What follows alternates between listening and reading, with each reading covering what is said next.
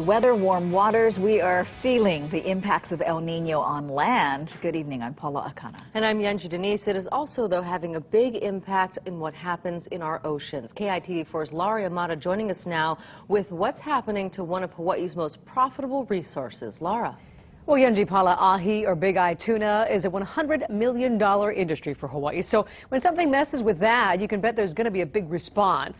Well, today, more than 24 experts held their first powwow on how El Nino is impacting the ahi population. And they say it could mean lots of changes when it comes to what we buy and how much we pay for it.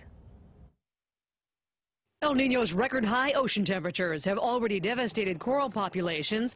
Now scientists worry El Nino is taking a toll on a new and high-priced population, ahi. It's kind of scary, the future of fishing. It's kind of a question mark to be able to make a living. Starting earlier this year in the western and central Pacific Ocean, El Nino induced warmer waters, stimulated a bigger food supply, luring in ahi, then bumping up its population. The end result for local fishermen, good, then bad. By August, Hawaii's longline fleet was forced to stop after reaching a federally imposed catch limit. With the 2-month closure like this, already the state's been flooded with fish from Taiwan, Indonesia, even French Polynesia got in on the act. And prices are going for up to $30 a pound. Now, can our fishery recapture those same markets? You know, that's the tough thing. These are fishing nations who historically have a much higher consumption of fish than we do. And so the international agreement is that everyone needs to ratchet back on their fishing. The U.S. has actually gotten off relatively lightly with only a 20% reduction from 2004 levels, whereas these other nations are cutting back by 40%, which is a huge percentage. But everyone's doing this because the science is clear.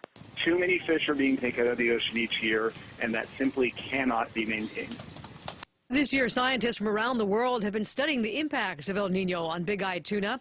Scientist Molly Lutkavage here from Boston says for now, the warmer incubating temperatures seem to be boosting the food supply for ahi and also egg production.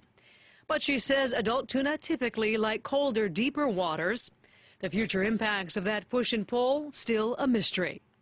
There are three things for tuna: sex, food, and nostalgia. In other words, they're memories of where things have been good for them. So there's a balancing going on, and of course, they're complex species that we're kind of scratching the surface. That uncertainty meaning prices could soon be on another roller coaster ride, and just in time for the holidays.